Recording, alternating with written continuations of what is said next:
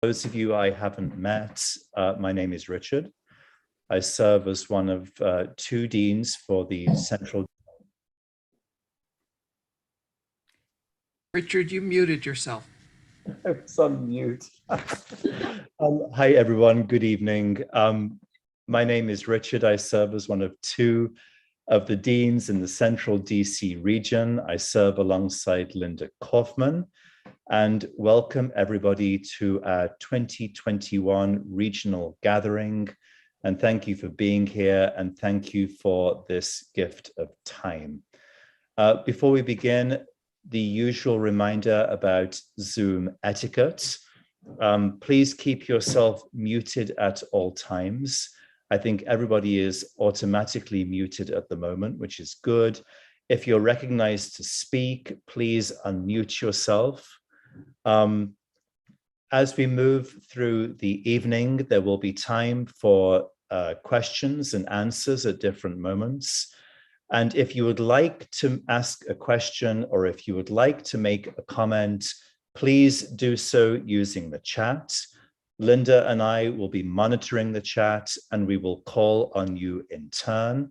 And if you are participating by phone, you can do that by dialing *9, the star key and then the 9 key. For our agenda, we'll begin in a moment with a brief opening prayer. We'll then have a welcome from Bishop Marianne. There'll be an update on our diocesan strategic plan. There will be an overview of the 2022 diocesan budget. We're then going to take a break of about 10 minutes, and then we will reconvene and we will discuss homelessness in our central DC region. And then finally, we're going to close our time together this evening in prayer. Before we get started, are there any questions?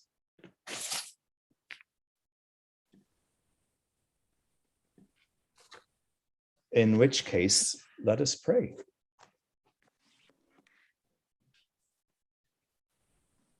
O God of unchangeable power and eternal light, look favorably on your whole church, that wonderful and sacred mystery. By the effectual working of your providence, carry out in tranquility the plan of salvation. Let the whole world see and know that things which were cast down are being raised up, and things which had grown old are being made new, and that all things are being brought to their perfection by him through whom all things were made, your Son, Jesus Christ, our Lord, who lives and reigns with you in the unity of the Holy Spirit, one God, forever and ever. Amen. And so we'll move now to a welcome from Bishop Marianne. Well, good evening, everyone. I simply wanted to add my welcome to that of your regional deans to say that, and to say how grateful I am for all of you for the ministries in your respective congregations and in the life of the wider diocese. So I won't take much more time. I'll come back to you. I'll come back as part of the strategic plan report in a bit, but simply know that your presence here tonight means the world to me. And I hope that our time together will be informative and in some ways enlightening and preparing us as we set our sights collectively toward the year ahead. I saw, Catherine, you had a question about the purpose of the phone or the tablet. Jennifer Gamber is going to walk us through some of the resources in the School for Christian Faith and Leadership, and it's just easier to do that on a different device, but you can also do it as a tab on your phone, on your screen as well. So that was the purpose of that. And so with no further ado, let me turn the agenda or to the microphone over to one of my colleagues on the diocesan staff, Ken and Marie Jeffrey, in congregational revitalization. And Marie. Good evening. It is so good to be with you. I'm here to give you an update on the revitalization part of the strategic plan. I have the first slide.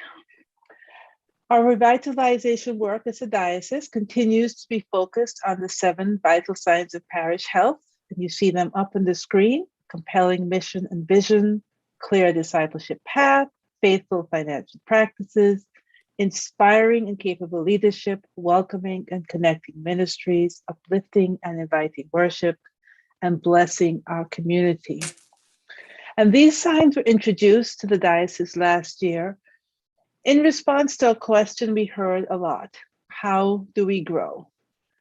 And the answer to that is that we grow by being attentive to these areas. Now you see this magic wand here. Often I hear people looking for a magic revitalization wand. Oh, if we have this program that St. Swithin's does, we can grow. If we have this type of event, that people will start coming to our church. And there is no magic wand. We know that for churches to grow, it takes consistent attention, consistent work in the areas that make a healthy church. And what I love about these signs is that they were created by our diocesan community. Groups were gathered, and when they answered the question, what areas made for a healthy church, these are what rose to the top.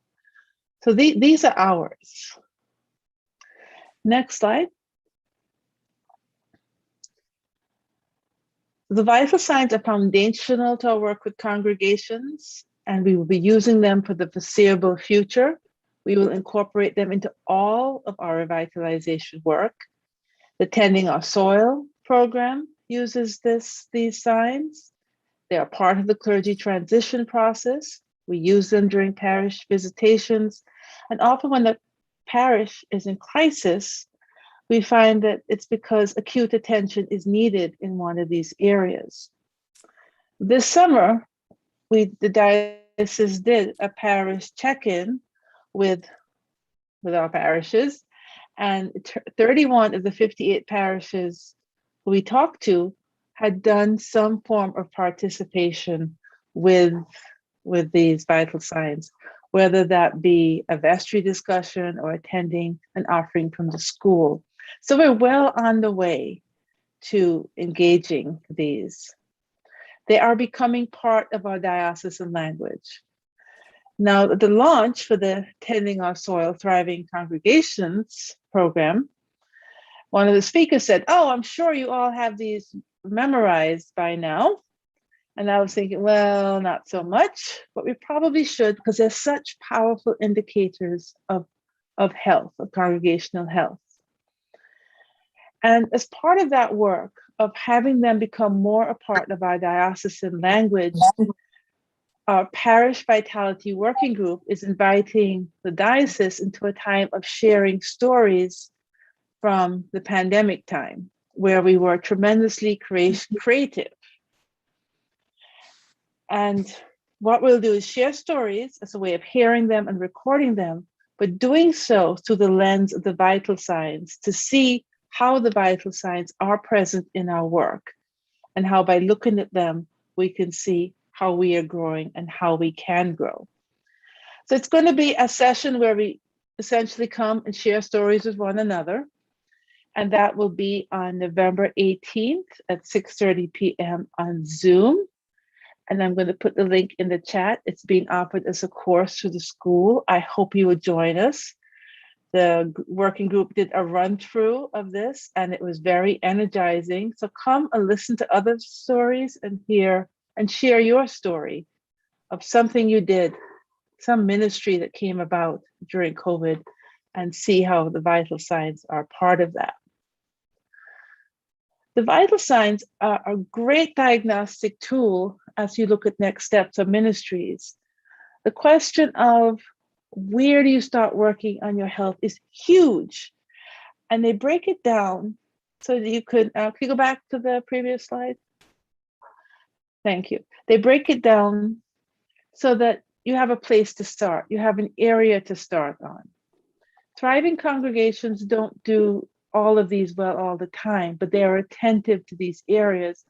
And your church might not be using this exact language. I mean, these signs aren't new in that other congregations, other denominations use similar ones. But the idea of looking at areas where you can improve your health is very helpful for you to do that consistent work. And one question to consider would be, which sign would make a significant difference in your congregation if you focused on it? Think about where you feel God calling you to. Where's your energy? So I'm going to give you an opportunity to discuss in small groups to engage these vital signs by answering these two questions. And the first one is, which vital sign you think is your congregation's greatest strength? And then where do you think God is inviting you to invest your energy? So think about your congregation and the one you do very well. And then think about an area where God is nudging you, shoving you to do some work. And I'm going to put both the questions and the signs in the chat because we don't have them memorized yet. And we'll have, I think it's 10 minutes to discuss in groups, about 5 to 6. Are there any questions before we go off into groups? You're sharing two things, your congregation's greatest strength, and then where do you think God is calling you to invest your energy? And I do want you to put them in the chat so that when you come back, so I can see, so we can get a sense of what's happening in our parishes, and also any other insights that come to you through this discussion. Are there any questions? Let's go into our breakout rooms. I will see you in a few minutes. 77777.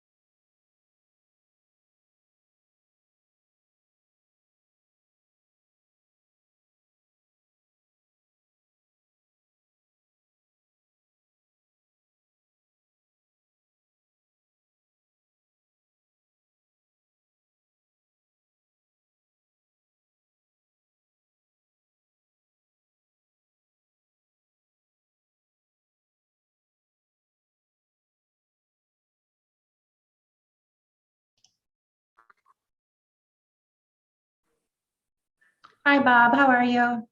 Hi, good. How are you? Good. Were you signed in already or are you just coming on?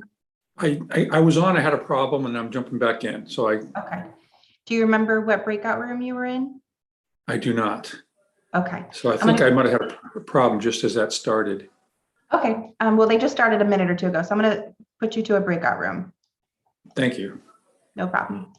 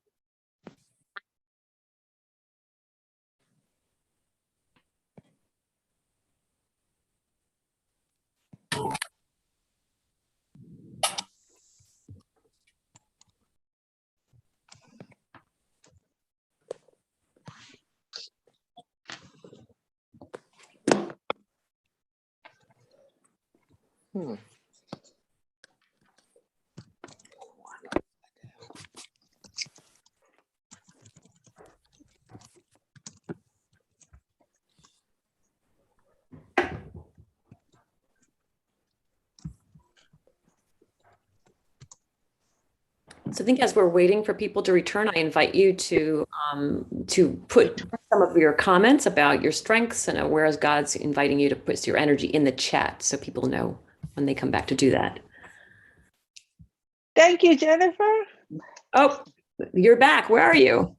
I'm back. But I don't need to Yay. do it now because you've done it. Yay. And No, please go ahead. I'd love for you to share your strengths and where you want to put energy in the chat, just with the name of your church. That would be very helpful for me. I've been saving them and taking a look at them just to get the sense of where we are as different regions. And I would love to come to your churches and talk about the vital signs, do something with your vestry, preach, have a congregational discussion. And I will put my email in the chat. So that you can send me a message. And now I would like to introduce my colleague, Jennifer Gamber, who will be updating us on the faith and leadership part of the strategic plan. Thank you so much, Canon Anne-Marie Jeffrey. Yes, Director of School for Faith and Leadership and Thriving, sending us our thriving congregations. Yes. Thank you. And again, yeah, I mean, continue putting your strengths and nudges in the chat as Canon asked you. So I am the Reverend Jennifer Gamber, the director of the School for Christian Faith and Leadership and the Thriving Congregations Initiative. In my area and the strategic plan is faith and leadership. So if you could continue to the next slide, please, that'd be lovely. So I think the big headline for both the school and the Tending Our Soil is it's a launch.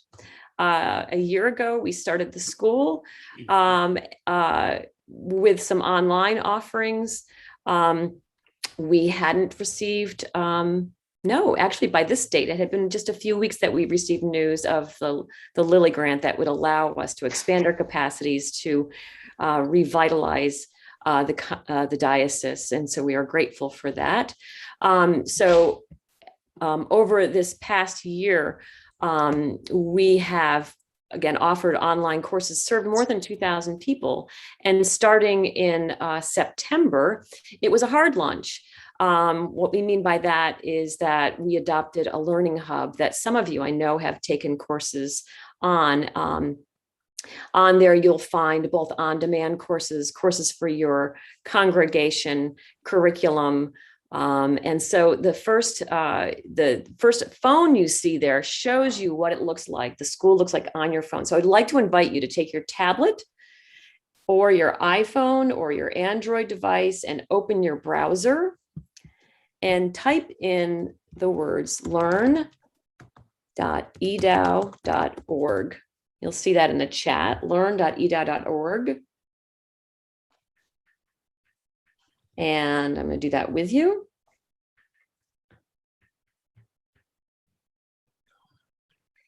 I need smaller fingers, probably like everybody else. So what you should see is a list of courses. This is what you see is your course library. And I would just invite you to scroll down. You will see there the first set that comes up has the word group on them. For example, there's a Create Online Confirmation program. All of the group offerings are available for congregations to adopt on their own and run through as a private course for your congregation. And so any of those, Draw Near to God, A Faithful Life, there are actually congregations right now engaging in those courses. There are actually some congregations outside our diocese engaging in those courses. The next set are purple. Those purple ones have dates. Those are live courses. Those are held by Zoom. And as you scroll down, I invite you, particularly on these, to identify one that you might be interested in taking and put that in the chat. Just the title. Advent at Home was a live course. It's now turned into an on-demand course. An upcoming course is Ministry of the Treasures on November 8th. The Sharing Vital Stories, you'll see that there. There is also a Mission Insight course coming up to learn how to use Mission Insight. And then further on, after the purple colored ones are green. Those are all on-demand courses that you can take at any time. There are about 40 courses that are now available on demand. We can make those available to take personally. We can also make those available to take as a cohort for your congregation. Those are courses that were held live last year, recorded, made into smaller bits. So wonderful. Sharing Vital Stories, I know, is something the bishop is coming to. And again, invite you to identify one that you would like to take. And I will also add you will notice that each of them comes with a price tag there. And there is EDAO 100 Fall 21 will make any of these courses free of charge. So Susan has asked the question, are any courses available in Spanish? We did host a course last year in Spanish. We are currently in the process of translating or offering a translation of our vestry and our treasurers training course in Spanish. There will be a separate platform that actually the navigation system itself as well is in Spanish. Our deacon school will be in Spanish. And so as we move forward, the school is committed that within 5 years, 80% of our basic courses will also be in Spanish. Great question. Thank you. So I invite you again to sign up for any of those courses. Again, it's EDAO 100 Fall 21 will make those free. The two icons on the right is a path of discipleship. There is now a phone app. It's currently available for iPhones right now. Android devices, we're having just a little tricky business with it crashing. So hopefully by next week. These are 5 practices that were discerned within the diocese. Some of you on the call tonight help discern these 5 practices of pray, learn, serve, give, and share. Those were discerned out of our own stories of growing in faith. And this Path of Discipleship app will give you activities that you can then share actually on social media, right from within the app to Facebook, to Twitter, to whatever social media you have on your iPhone.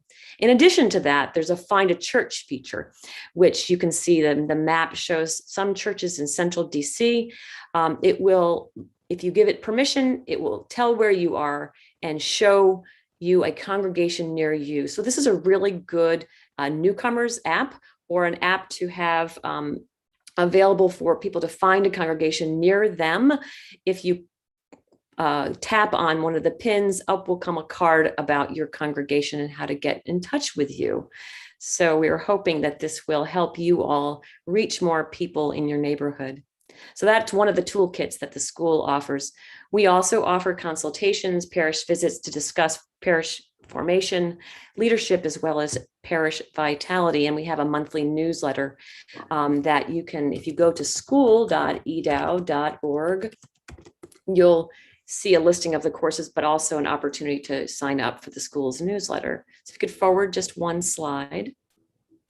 If you want to download that app, just to let you know, just go to the App Store, just type in Path and Discipleship, and it's going to be the number one or number two hit. We are the only one out there with a Path of Discipleship app. I'm grateful for all the hard work that all of you have done to make that possible.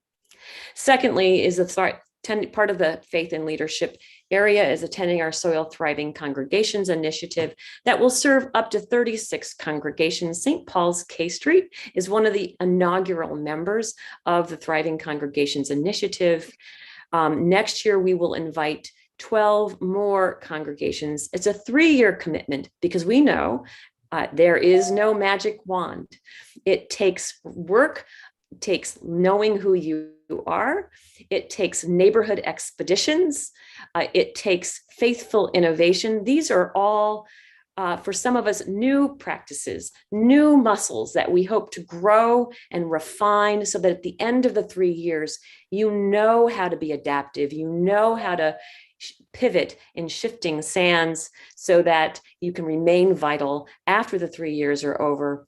I want to mention that number of the resources are available not just to the Thriving Congregations Initiative, but to every congregation in the Diocese of Washington. So, for example, there's a Readiness 360 survey that any congregation has access to learn about their readiness to grow.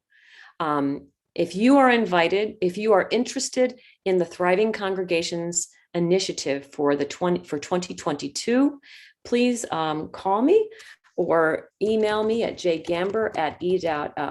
I'm happy to give a presentation about the initiative, or I imagine that Father Richard Wall would be happy to share with you his experience and the St. Paul's experience of the Thriving Congregations Initiative so far. I am grateful to be able to serve you and grateful for the partnership and energy that you bring to discerning God's preferred future for us so that the gospel can be a living good news for generations to come. So thank you so much. And now I'd like to turn it over to Hazel Monet, our Missioner for Equity and Justice. Thank you. I love the living good news, Jennifer. I appreciate that. I think that's a great segue for our equity and justice work. How do we live out this theology? How do we live out these practices that we're just so fortunate to have through our school, through our revitalization practices? So I'm happy to share with you our update around our equity and justice work. Some of you may remember our mission in this time is to bravely uncover, understand, reckon with, and act to dismantle racism within ourselves, our faith communities, the diocese, and our localities. I mean, from what my grandmother says, from the rooter to the tutor, that's not PC, but that's just the truth, okay? So we're going from top to bottom, really digging into these conversations and practices around dismantling racism. We're really fortunate to follow the lead of our presiding bishop and our diocesan bishop in prioritizing racial equity and racial justice initiatives, programs, and practices. And something that I've been saying, which I think I'm going to say forever, is that, racial equity for me is inherently intersectional.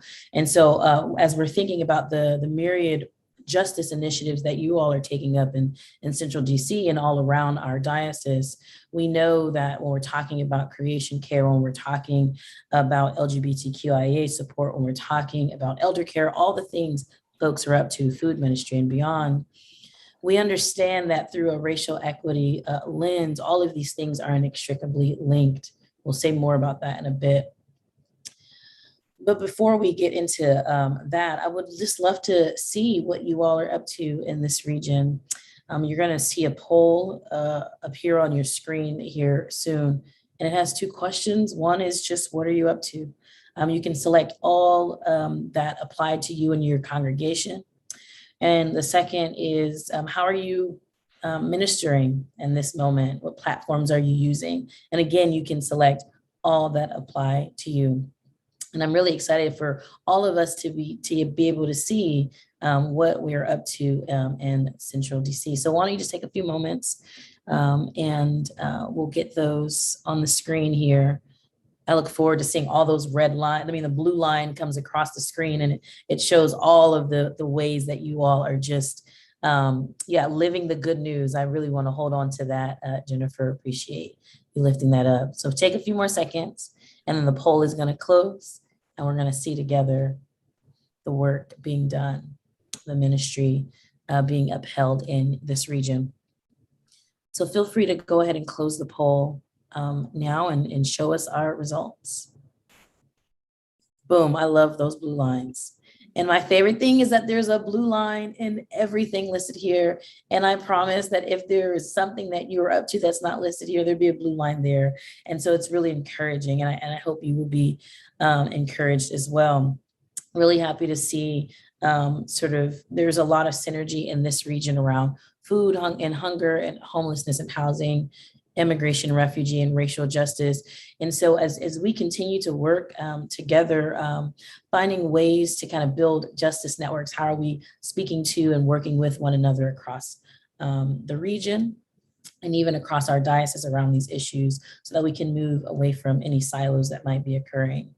And we see here as well that there are various ways that you all are doing that work, whether it be direct service all the way through to advocacy and community partnerships and learning. And so I'm encouraged and not surprised by the myriad ways y'all are stepping into these ministries and ways that I'm hopeful to support you all in this journey as a few things. One is sort of sharing the lens through which we will be holding this work. These are listed here as anti-racism at the center. As I mentioned, we're really inviting all of us into a conversation around what does it mean to live into this commitment, which is an active pursuit. We have to, if we want the world to change, we have to change, right? So the active pursuit of equity and combating systemic inequity wherever we find it.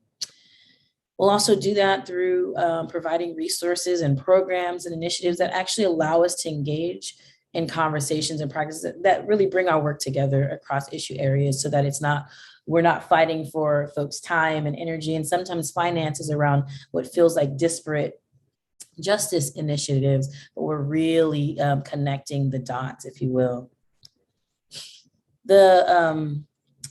The way that this work is held for me is sort of through a lived theology of justice, really pointing towards the world that we imagine and working towards that world. And at the center of that work is relationships. So you see these hands reaching for one another. You see things like reach out, being a bridge, connect, assist, share. Relationships are central to how we get free. And so I'm really grateful to know that this region is already, I'm just preaching to the choir on that. And so I look forward to the ways we continue to dig into the powerful relationships that allow you to do all of your work.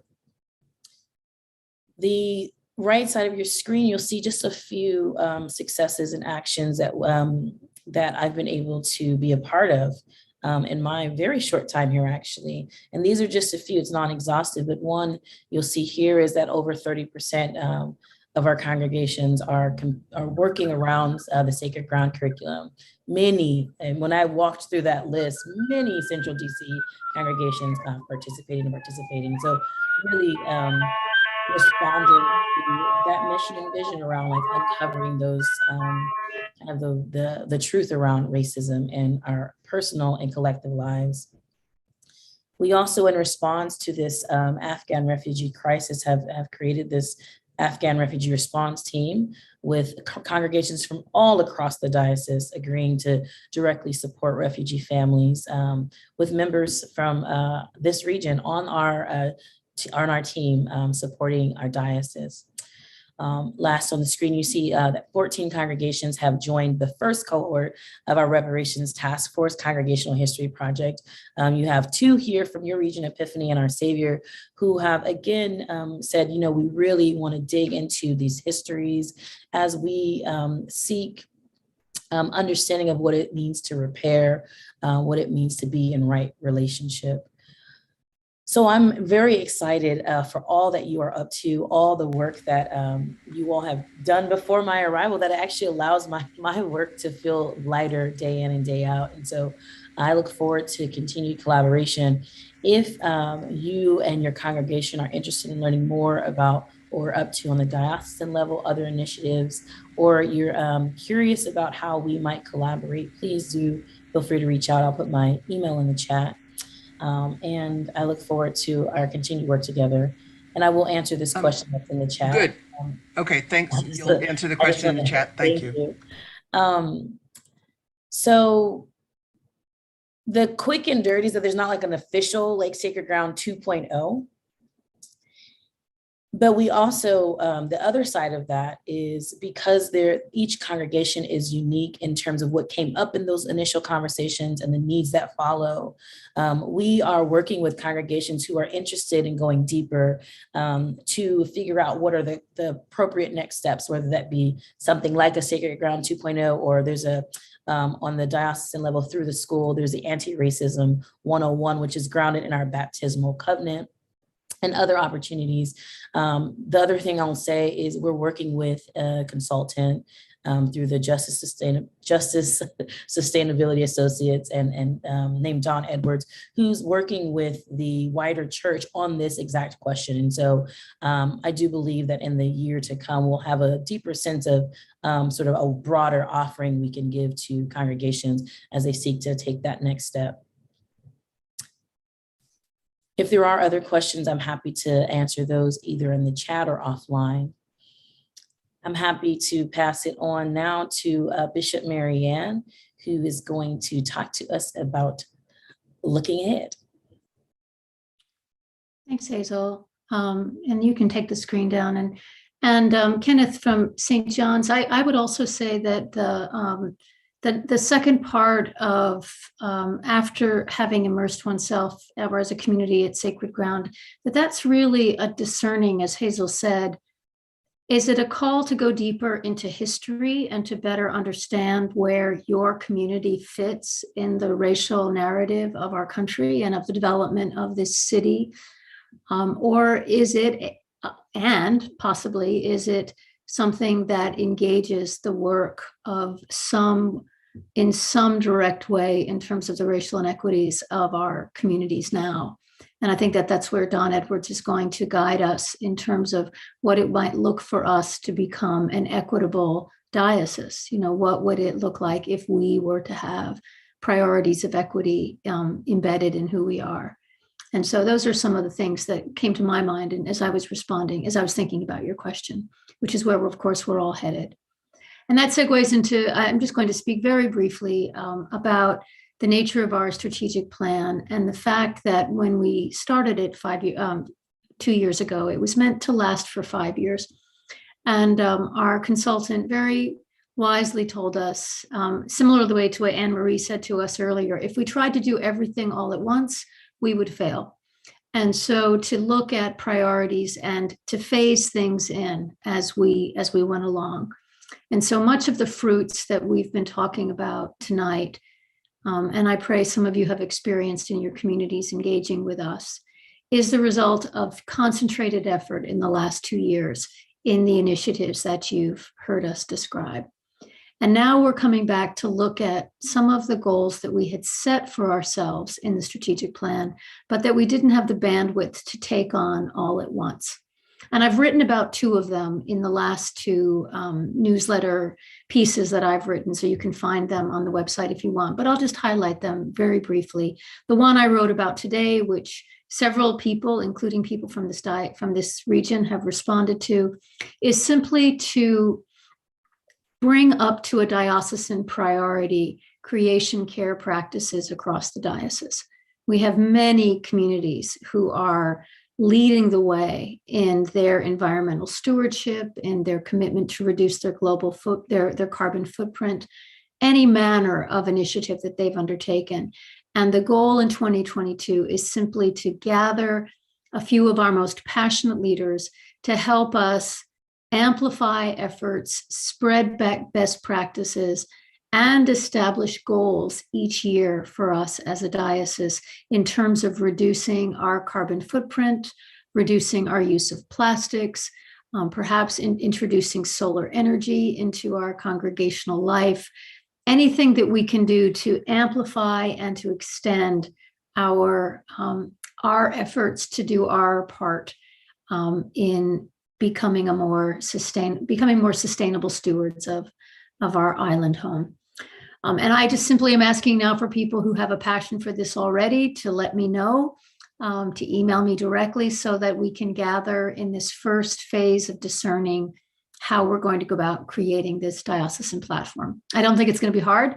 I think we have the bandwidth to do it. And I think it'll actually be a really gratifying experience. The second one, which I wrote about 2 weeks ago, is a little bit more challenging because this is something we have lost. We've lost these muscles in our diocesan life, and that is what it looks like to establish new worshiping communities, communities that with an eye toward the people that are not already gravitating to our common life as we're living it now. We are in an area that is exploding in population and has any number of demographics that are underrepresented in our current congregational life. And one of the things that we have become persuaded by in our consulting work and study is that if you want to, if you have a goal to, for example, to create a community that is particularly welcoming to a new demographic, that has to be your top priority. It has to be your top priority, not one of 7, but your top priority. And so we have named for ourselves that our goals is to cultivate the soil to get ready for us to either launch or relaunch up to 3 congregations whose primary focus is on rising generations, and specifically adults who are 35 and younger, and if they have children, the children that they are raising. So it's a very specific demographic. And it's not to say that these are going to be the exclusion of other demographics, but the priority will be on that. And the interesting thing about that demographic, as you know, is it's very diverse and it shows up differently in different parts of our diocese. Central DC's demographic would have a whole mix of people who are overtaxed, overworked, highly in debt, young professionals, to young immigrants who have come into the city with no documentation or little education. In other parts of the diocese, it could be people who are military families, who are people in their early 30s, but already have a couple of kids and have been working for most of their adult life. It's just it's fascinating how, but each effort that we would undertake would have a very specific target in mind, and that we would organize our resources around them. Again, what I'm listening for now are the people in the diocese for whom this is already a passion.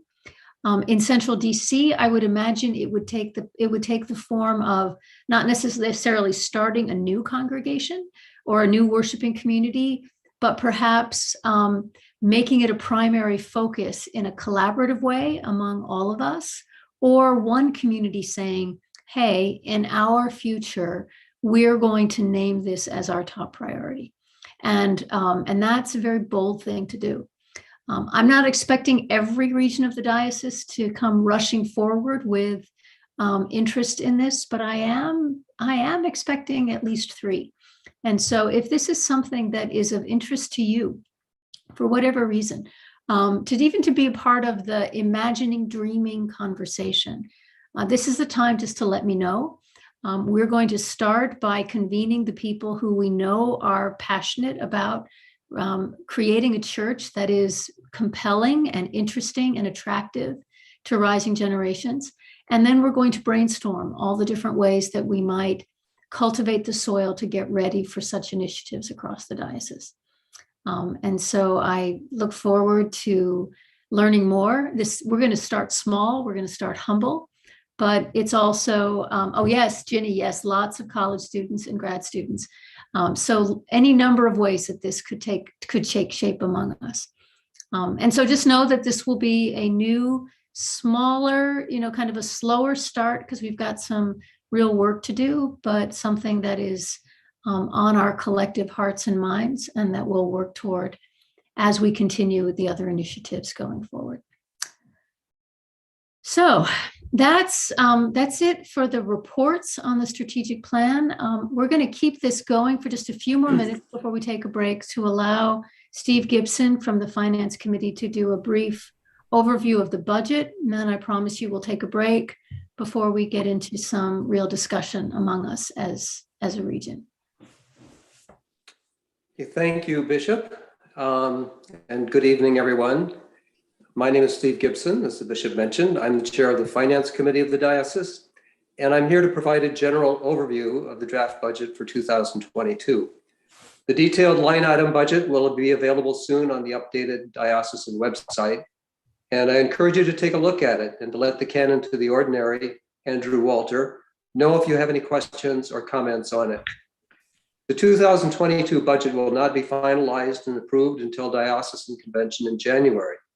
Between now and then, Bishop Marianne and diocesan leaders will establish the goals for the third year of the strategic plan, and then the council, the finance committee, and diocesan staff will work to ensure that the budget for next year presented at convention reflects these strategic priorities.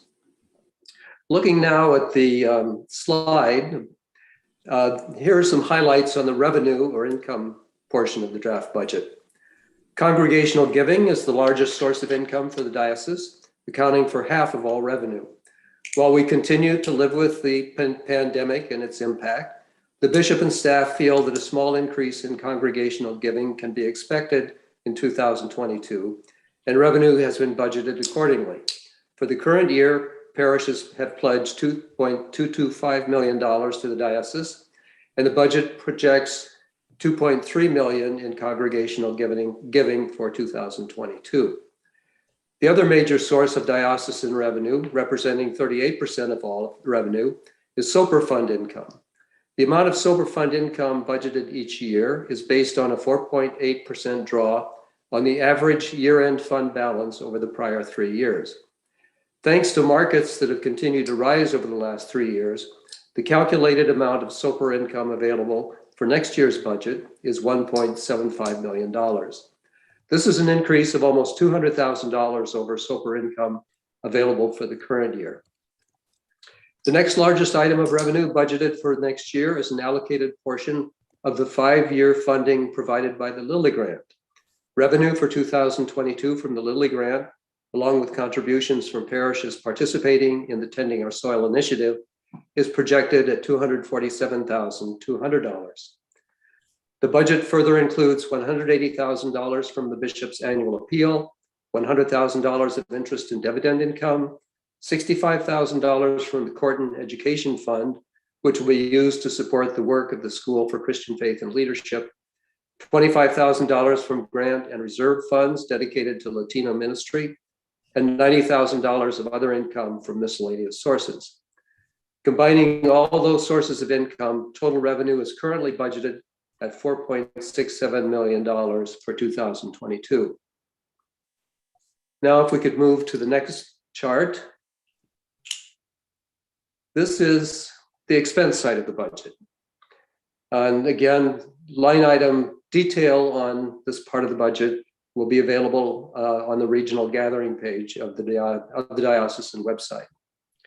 As shown in this slide, operational expenses, which were reduced in 2020 after the pandemic hit, have been adjusted slightly upwards in based on our experience this year in 2021, as well as the likely cost effect of return to in-person gatherings next year, and as we are currently in the process.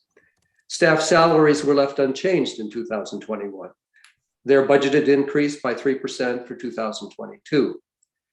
When you review the budget on the diocesan website, you may note that changes in salaries and benefit line items may be more or less than 3%. This is because the line item changes also reflect changes in staffing and allocation of staff expense. On the pie chart, you will see that expenses are grouped into 5 general categories, namely Diocesan Ministries, General Administration, national and international ministries, governance, and communications. Diocesan Ministries is the largest segment on the cost side of the budget at 63% of total expense. This segment implements strategic plan initiatives, as well as including the other services that the diocese provides in support of church and ministry development. As noted on the slide, this segment encompasses congregational support, Christian faith and leadership, ministry development and deployment, Latino ministry, and social justice and advocacy. The activities that are funded by the Lilly Grant are included in the Christian faith and leadership portion of this segment of the budget. The next largest expense category is general administration, accounting for 17% of total expense. This includes such things as the operating cost of the diocesan offices and church house, the portion of staff time that is not directly allocated to programmatic support, and other general overhead expenses. The national and international ministries piece includes diocesan contributions to the Episcopal Church and to the Provincial Synod. The 2022 budget maintains support of the Episcopal Church at an amount equal to 15% of diocesan operating revenue, which is the level of support that is asked of each member diocese in the church. Governance expense at 4% of the total includes items such as maintenance of databases, conducting the annual diocesan convention, convening meetings of the diocesan council and other committees, and participating in the general convention of the Episcopal Church. Finally, the communications segment of the budget covers costs related to preparation and coordination of online publishing and other diocesan messaging to the parishes and to the general public. Altogether, expenses in the draft budget total $4.67 million, which is the same as the budgeted revenue for a balanced budget. This compares with the original 2021 budget of $4.47 million. Even with this increase in the 2022 draft budget, expenses remain below pre-pandemic levels. This reflects the diligent efforts of the bishop and her staff to be good stewards of our diocesan resources while working to support our parishes and to implement the strategic plan. I hope this this overview has given you a general understanding of the draft 2022 budget. If you wish to dig into the details, please spend some time with the budget document that will be on the diocesan website and share any feedback you may have with our canon, Andrew Walter. So with that, I would be happy to respond to any questions you might have. Thank you. Anybody has a question for Steve, if you could type them into the chat and we will call on you. I see a question here from Ethan. Steve, what do we specifically spend on Latino ministry? I can answer that. Bishop, please. Sure, yeah. I wonder if you could take the screen down, I think, Amanda. We're on a kind of a sliding scale relationship with several of our congregations now, but the primary use of the funds we spend on Latino ministry is to help supplement the salaries of our priests that work in Latino congregations. And so we help subsidize the rector for San Mateo, the rector for our Savior Hillendale, priest in charge of Savior Hillendale. We help offset health insurance in some of those instances. So it's primarily the clergy costs for our Latino ministries. And like I said, we're working with those congregations to slowly move them toward self-sufficiency. But the economic realities for those congregations were hit pretty hard in the last couple of years. And so the timeline for that might be a bit slower.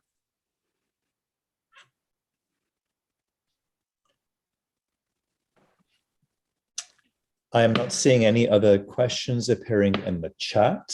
So we will take our 10-minute break and we will reconvene at 7:43. Thank you, everybody. All right, 7:43 it is. Was Thanks.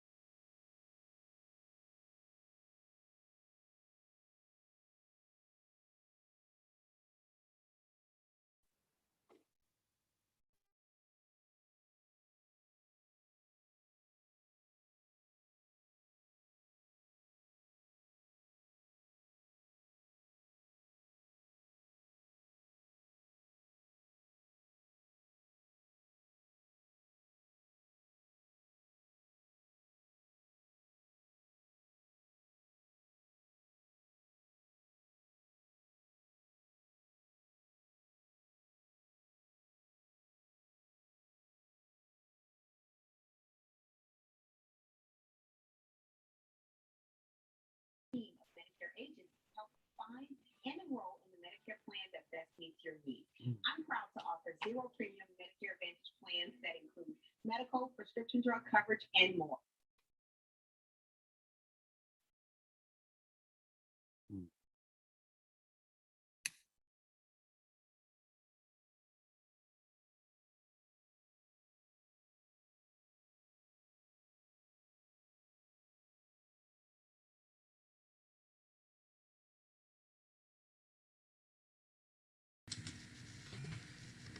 Well, Richard, you gave us 10 minutes and said back at 7:43, so here we are. I'm Linda Kaufman. I have the privilege of sharing the deanship in the Central DC region with Richard, and I am delighted to be with you this evening.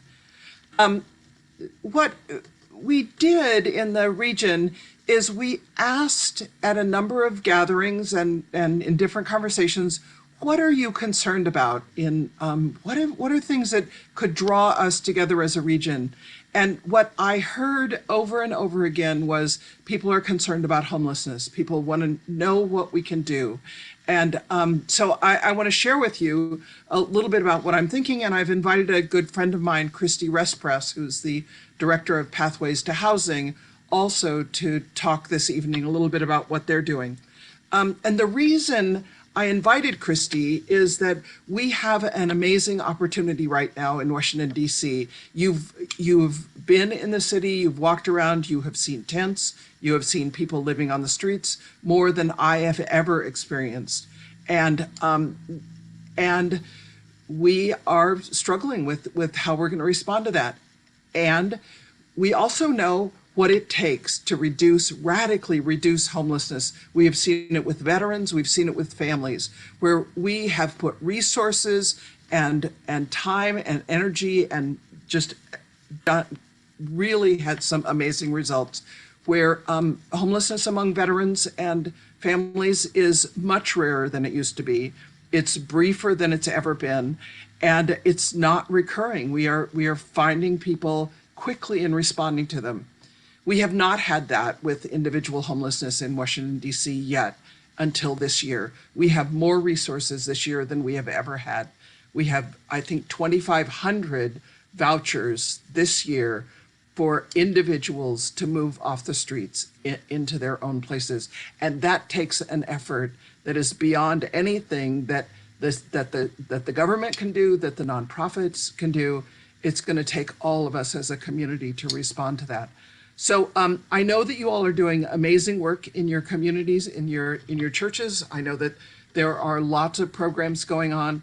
And I also know that there are lots of parishioners out there who would help if they knew what to do in how to do that. So I've asked Christy if she'll tell a little bit about what's going on at Pathways.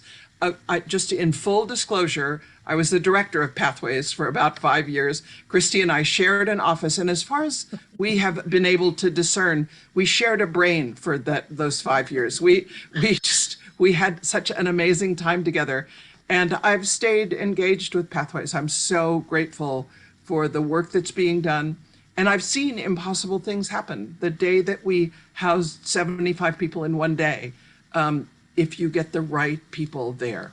So, Christy, tell us a little bit about what's going on in DC and how we might get involved. Sure. Can you hear me okay? This is a loaner laptop, so I just want to make Yes. sure. And another full disclosure, Linda actually baptized my children and my husband. So this work is so deep, it really brings us very closely together. It's intimate, it's personal. It's hard to understand how any human being can be without a home, right? Especially in this city and in this nation. And a very, very quick grounding us in this. So Pathways, you've probably been seeing in the news, or a lot of stories around encampments in DC and closing encampments. Well, Pathways is actually the provider that is moving people into housing from these camps. And just to share a very, very quick thing so you understand the urgency here is, I shared this with Linda. I was down in Noma 3 or 4 weeks ago when we first started, and we're showing people apartments virtually, literally on screens, helping people choose where to live. Choice is so important. And a woman came in and she apologized profusely for being late. And I said, it's okay. It's okay. We're on your time. And she said, she lifted up her shirt and she had a black garbage bag, like a grocery store bag. And she said, this is my colostomy bag. And I don't have any supplies. And I'm so sorry, but I keep having to change my clothes every day because I can't maintain this. And I said, that is not okay. We have failed you. That is the urgency. She said, then when I get home, when I choose a home and when I get an apartment, that means I can finally take care of my health. So in addition to immediately picking up the phone and telling my staff to buy her and go to a medical supply store and buy her actual colostomy bags, we chose an apartment for her there that day. And in about a week or two later, because the, paperwork and things, we moved her into her own apartment. That is the urgency. That is what we're doing every day. And as Linda shared, we have more housing resources than we've ever had at one time. So it's urgent. There's so many resources and we all struggle with capacity. I think you all know what I mean by that because you run nonprofits, you're involved in running churches and communities, and it's messy and fulfilling and amazing work. And we have a lot of needs. And as we at Pathways, actually, we've moved in 31 people into new homes in the last 4 weeks. We will be moving an additional, we got assigned 20 more people on Monday to move into homes. It's incredible, the growth. So, Linda and I always, in doing this work, we've never had this many housing resources. So usually it's, a few people a week or a month. But as a community, this is unbelievable. We advocated for it for years and it's finally happening. So we need a lot of things to get that done. The good news is that the city and the federal government are paying for the permanent housing as they should. They also help with security deposits and things like that. But the things that we turn to our community for and say, how do we get creative, are things like move-in gift baskets. So we actually fundraise to give every single person a $300 gift card where we take them shopping for the essentials. That amount has stayed the same for the last 10 years. And as you can imagine, inflation has gone up. It's a little embarrassing.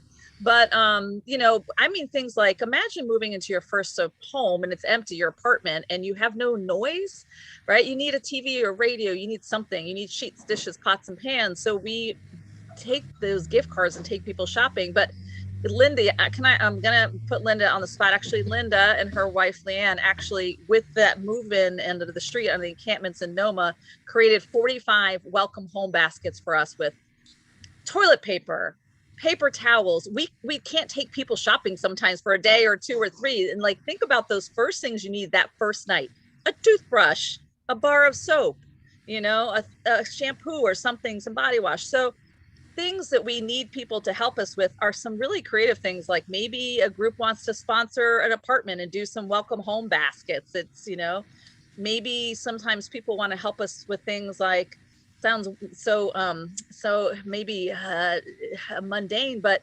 a birthday card writing campaign so that every single person gets a birthday card and a piece of mail in their new home that year, right? Things like helping us get, Metro cards for people to travel. Things like helping people, sometimes if people really wanted to get involved, if we had more ability, like a volunteer coordinator or something, we could do bigger things like organize people to help us take people view apartments. We've been doing a lot of virtual apartments, but it's steroids, and we want to take people and drive around. Things like helping us and find and engage landlords. So there's so many opportunities, both for some direct service stuff, but also to get kids involved, to get the parish involved. Things like helping coordinate meals sometimes for people when they first move in. Almost every single person we're working with lives on zero income or Social Security disability. So anywhere from $0 to $800 a month is what they're living on. So again, many opportunities. One last one is just, maintaining a wish list and helping us with that. Things come up. I don't know about you, but I live in Tacoma Park and I'm on the free cycle and the living and giving groups all the time. How do I give things away? How do I get things? Well, when you're first moving in, the people we work with, A, have no internet, B, have no computers, C, have no phones. So, even if they wanted to be able to find something on free cycle, they can't do that. So helping us so that when someone turns to us and their case manager and says, you know what I really need is a box fan, we can put that on a Facebook group and someone can help us find those things, right? So it's like as big as your imagination is as big as we could use the help. And, you know, again, it's challenging because we don't really have anybody to organize all that for us, but we can figure out ways to build that in. So I'll stop there. I'm sure your minds are spinning and going here, but it really is historic opportunity. And I will end by saying today in my office, I was talking to Albert, who's on our street outreach team, and he himself was formerly experienced homelessness for many, many years. And Albert said to me, Christy, I was talking about, are you tired, Albert? It's like, are you doing self-care? He's like, he laughed at me. He said, yeah. He said, but Christy, this is my self-care. Like to be able to move people into their own homes this fast. Like he said, this is my care.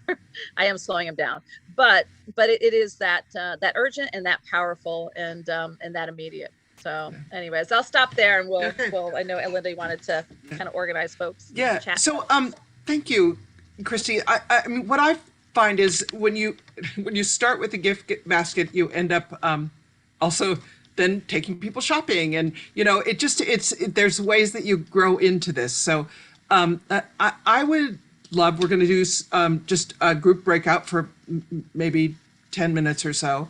And I'd love for you to talk about what you're doing as far as responding to homelessness, because I know many parishes are very involved, and what you could imagine doing to help with it. Christy, do you have a number of people that you all expect to move in over the next year of that 25? Yeah, we have signed up to move about another 300 people in the housing. And just to give you some context, we have 718 people in our housing program right now. So that tells you the scale at which we are expanding. So it's almost half again as much. Yes. So anywhere between 250 and 350 in this year, calendar year. So, yeah. Okay. And can I just very quickly answer that question? I see, is it Jeannie or Jenny? Jenny. No, we do not have enough resources, but to give you context, last year, I think we had about 400 new vouchers. This year we have 2,200 to match to people between now and April 1st. So there are 5,000 people experiencing homelessness on any night in DC. 8,000 or 9,000 people experiencing homelessness in a year, because many people are stuck in homelessness for a long time, but a lot of people are in and out, right? They just might be temporarily, then they stay with family, they move on. But there are core about 5,000 people who we're solving for. So the single adults that we are moving out of homelessness, it's about half this year. We haven't figured out the inflow problems yet, right? There are so many people flowing into homelessness, but this number is the single largest investment in a year it's double what's happened in any other year, triple. So if we can get so many people into housing in the next 2 years, then we can really get it to a state where we're slowing down the inflow and prevention. So it's not 100%, but it's a bigger chunk than we've ever had. Bishop Marianne, did you want to ask something? I have a question, because I'm aware, just looking at the congregations represented here, that there are a number of congregations that have active ministry sites with homeless people. And I'm just wondering, is there any possible connection between those populations, right? I mean, the people who come to Charlotte's Place, the people who come to Epiphany, people who come to St. Stephen's and the Incarnation, like what are the possibilities for real connecting of those groups in with what you're describing, Christy? This is what you're saying. Actually, this is really important because sometimes what happens is people are getting incredible connection and community in churches or in other places, and they're outside of the homeless services system. So we have done things like make sure that outreach providers like Pathways covers, Pathways, Miriam's Kitchen, and Community Connections. 3 agencies cover the whole city for street outreach. So having us come out, if we haven't already, to the parish, to the program, and make sure that every single person there who's interested has their information and their assessment in the system where they will be matched towards housing. Because, not everybody is sleeping in a large encampment or in shelter. Many people are hidden, and maybe they're doubled up, or maybe they're in the woods and they only come and sit at, Thrive. So making sure that if there's not social workers and staff who are plugged into DC's system like that, we will come out. You call, email me, I will make sure we have all the information. We will make sure we get outreach workers there. And the other ways too is like, should be a resource to anybody who is doing this work too. Our street outreach teams, our mental health teams, and if there's any need for training, any need for connection with specific people, we should be that resource, working together, because people have community in your communities. And we want to be able to complement that.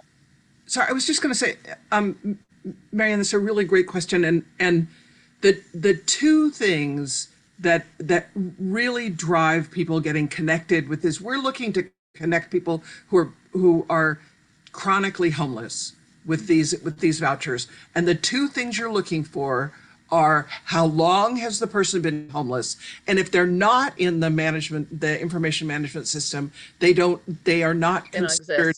exist as far as matching with housing. So you have to be, and if you're not in the system, there are ways that you can document that and make that available. So how long you've been homeless and having some kind of a disability. Yeah. Those are the most important things that the city knows those things, because the city and the homeless providers are matching that. So I think one of the things that could be really, really helpful is to make sure that every person that who you all know as parishes are homeless are in the system. And Christy, you can help with that. Miriam's Kitchen can help with that. Absolutely. Okay, thank you. So, I'm not sure a small group discussion at this point is really helpful. I wanted information that you all to know this is going on. So I wonder if are there any other questions that people have about what could happen next? I know Ginny has chatted in some things, and we've got people. So I would like to just have this as a beginning conversation, and let's move on from here. But so Christy, can you put in your Christy will put in her information. Also realizing there is no volunteer coordinator at Pathways, so we're trying to figure out how we can get some support to coordinate volunteers, because I think we can find volunteers, and so I'm committed to seeing if we can do some coordinating of things also. And if you didn't write it down here, if you go on my website, Pathways, just Google us, my email is on there. And but also reach out to Linda. She can always do virtual introductions. It's probably easier for you too. Okay, other questions?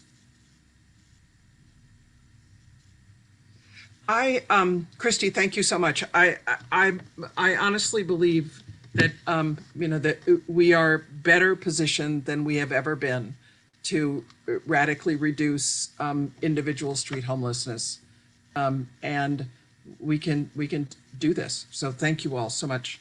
Are there other things that we need to take care of before we close this evening? Linda, may I ask a question? Yes, Richard.